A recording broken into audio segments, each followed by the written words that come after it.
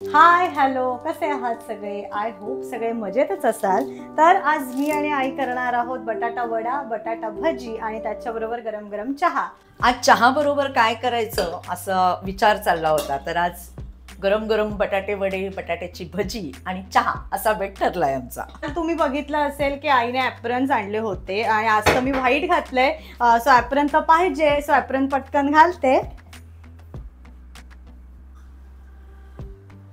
तर बटाटा वडा करण्यासाठी आपल्याला जे साहित्य लागतं ते आपण आधी बघून घेऊया. तर साहित्य आहे लसूण, तिखट मिरची, आलं आणि कोथिंबीर आणि मेन बटाटे. सो इथे 13 ते 14 आम्ही बटाटे घेतले. अंकिता, तू आत्ता जे म्हणालीस ना 12-13 बटाटे घेतलेत, मला एवढी जुनी आठवण आली. आम्ही जेव्हा गावाला जायचो माझ्या आजोळी, तेव्हा घरटी आम्ही 7-7, 8-8 माणसं असायचो. आणि बघ ना, आता 4 मावश्या, त्यांच्या घरातले सगळे, म्हणजे 35-40 जण आम्ही ॲट अ टाइम घरात असायचो. आणि मग तेव्हा बेट ठरायचा की आता बटाटे वडे करायचे आहेत. म्हणजे तू विचार कर की किती बटाटे लागत असतील आणि किती बटाटे वडे होत असतील.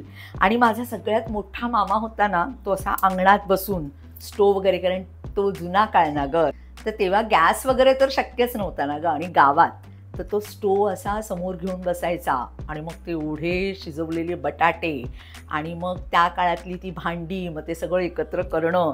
आणि आम्ही सगळी चिल्ली पिल्ली अशी त्याच्या अवतीभोवती असायचो. वडे कधी होत आहेत आणि आम्ही कधी गरम गरम वडे खातोत. खूप मज्जा असायची. तर आई एकीकडे लसूण सोलतीये, तर मी एकीकडे आता हे बटाटे आधी स्वच्छ धुवून घेतेय आणि मग ते कुकरला लावून घेते.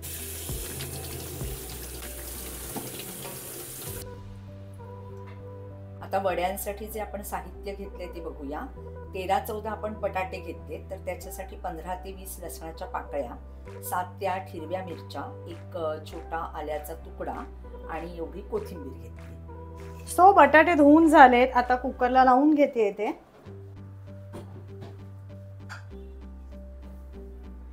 बटाटे कुकरमध्ये ठेवून घेतले, त्यात आता पाणी ऍड करतेय.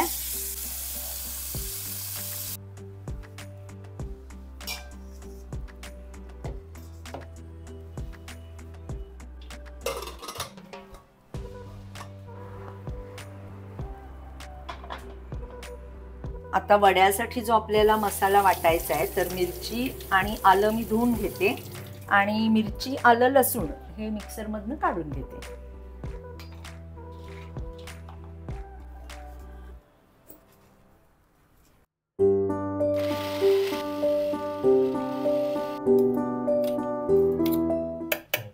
आता साधारण हे एवढं बारीक होईपर्यंत आपल्याला वाटून घ्यायचं असतं, म्हणजे त्याची चव वड्यांना छान उतरते. सो आता कोथिंबीर ही वाटपात न टाकता वरनं टाकल्यावरती त्याची चव जास्त छान लागते. तर आता मी कोथिंबीर आधी स्वच्छ धुवून घेतेय आणि मग ती बारीक चिरून घेते.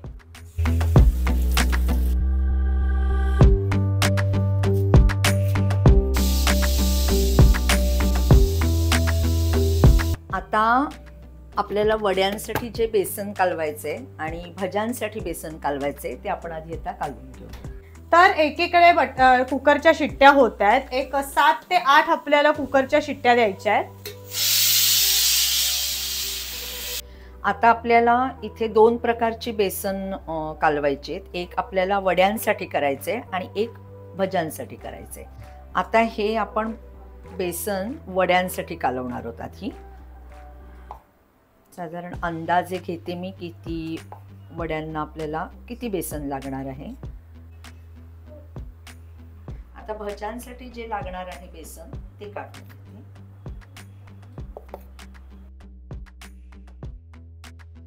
बेसन काढून झाल्यानंतर त्यात आता इथे आईने अंदाजे थोडीशी हळद, हिंग आणि चवीनुसार मीठ ॲड केलंय.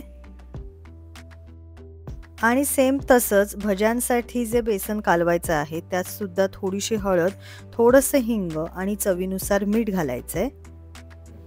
आता जे वड्यांसाठी आपण पीठ घेतलंय ते आपल्याला थोडं जाडसर भिजवायचंय. ते मी आधी भिजवून घेते. तर जसं आता आईने सांगितलं, वड्यांसाठी लागणारं बेसनाचं पीठ हे थोडंसं घट्टसर भिजवून घ्यायचंय. त्याच्यामुळे पाणी सगळ्यात आधी हळूहळू घालून ते पीठ आपल्याला भिजवायचं आहे. पिठामध्ये कुठेही गुठळी राहणार नाही आणि टाकलेली हळद, हिंग, मीठ सगळं छान एकजीव होईल अशा पद्धतीने हे पीठ आधी छान मिक्स करून घ्यायचंय. आता आपण भज्यांचं कालवणार आहोत, तर भज्यांचं कम्पॅरेटिव्हली थोडंसं पातळ कालवायचंय आपल्याला. तर आईने सांगितल्याप्रमाणे भज्यांसाठी लागणारं बेसनाचं पीठ थोडंसं पातळसर करून घ्यायचंय, पण त्यासाठी सुद्धा पाणी एकदम न घालता अंदाज घेत घेत हे पीठ आपल्याला मिक्स करायचंय. तर आई एकीकडे बेसन भिजवतीये, बटाट्याची इथे वाफ सुद्धा जायला हवी अजून, पण तोपर्यंत बटाट्याची भजी सुद्धा करायची आहे. तर बटाट्याचे काप मी एकीकडे आता चिरून घेतेय. त्यासाठी मी 3च इथे बटाटे घेते, कारण मेन तर आमचा वड्यांचा बेत आहे, पण थोडीशी भजी सुद्धा हवी आहे. सो 3 बटाटे घेतलेत. आता आधी त्याचे काप करून घेते आणि मग ते धुवून घेणार आहे. बटाटे आधी सोलून घेते. बटाटे सगळे सोलून झाले की भज्यांसाठी लागणारे बटाट्याचे काप एकदम जाड पण नाही आणि एकदम पातळ पण नाही, पण मीडियम सर असे कापायचे. बटाट्याचे काप चिरून झालेत. आता मी आधी एकदा ते पाण्यातनं काढून घेणार आहे आणि नंतर थोडंसं त्यात पाणी घालून ठेवणार आहे, कारण अजून वडे वगैरे तळायला वेळ आहे, जेणेकरून ते काळे पडणार नाहीत. तर बटाट्याचे काप धुवून झालेत. आता यात थोडंसं पाणी घालून ठेवते. बटाटे एकीकडे शिजायला लावल्यानंतर बाकीची आपली ही सगळी तयारी करून झाली आहे. कुकरची वाफ गेली आहे. मी आता बटाटे काढून सोलायला घेते एकीकडे आणि आई फोडणीची तयारी करून घेते.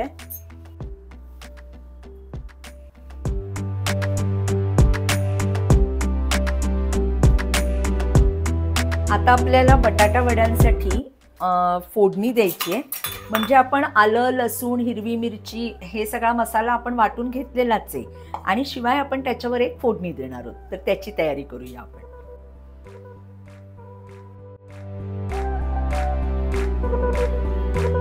बटाटे सोलून झालेत. आता मी इथे स्मॅश करून घेते आणि नंतर त्यात मी आईने जे वाटप केलं होतं लसूण, आलं आणि मिरची, ते यात मी ॲड करणार आहे आणि जी कोथिंबीर आपण बारीक चिरून घेतली होती ती सुद्धा वरनं ॲड करणार आहे. बटाटे सगळे चांगले स्मॅश करून झाल्यानंतर जे तिखट वाटप आपण केलंय ते एकदम पण सगळं न घालता थोडंसं आधी घालायचंय. नंतर बारीक चिरलेली कोथिंबीर आणि चवीनुसार मीठ त्यात ॲड करायचंय.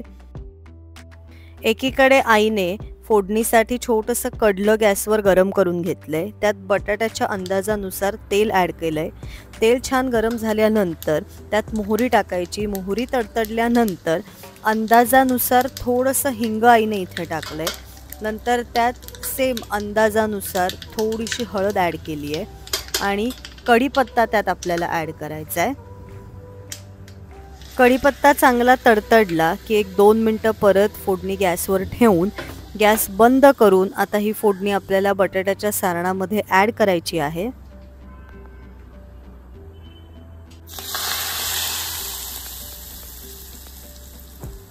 फोडणी सारणामध्ये ॲड करून झाल्यानंतर आता मात्र हे सगळं सारण ज्यात आपण तिखट वाटप, कोथिंबीर, मीठ आणि फोडणी घातली आहे ते सगळं छान एकजीव करून घ्यायचं. आता आपलं इथे वड्यांचं सारण, वडे तळण्यासाठीचं बेसन, भज्यांचे जे काप केले ते आणि भज्यांसाठी जे पीठ कालवलंय ते, हे सगळे प्रकार आपले आता इथे तयार आहेत. अंकिता, तू तेल तापत ठेव आणि तोवर मी वडे थापायला घेते. आईने सांगितल्याप्रमाणे सगळ्यात आधी आईने वडे पटापट थापायला सुरुवात केली. वडे एकदा सगळे थापून ठेवले की तळायला सोपे जातात. मी सुद्धा एकीकडे कढई गॅसवर गरम करायला ठेवली. कढई गरम झाल्यानंतर वड्यांसाठी साधारण अंदाजे किती तेल हवं आहे हे त्यात टाकून तेल गरम करायला ठेवलं. तेल एकीकडे गरम करायला ठेवलंय. आईचे सुद्धा वडे एकीकडे थापून होत आहेत. सो एकीकडे चहा ठेवून घेते.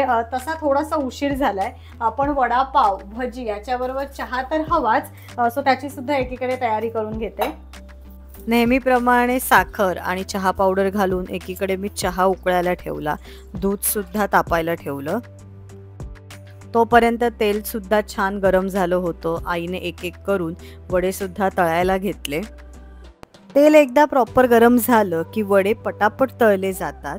सो आईने सुद्धा पटापट वडे तळायला सुरुवात केली आणि इथे तुम्ही बघू शकता गरम गरम वडे तयार झाले आहेत. आणि असे एक एक करून आईने वडे तळायला घेतले. एकीकडे बाजूला मी चहा उकळायला ठेवला होता, सो त्याकडे माझं लक्ष होतं. वडे तळून झाल्यानंतर लगेचच आईने भजी सुद्धा करायला घेतली.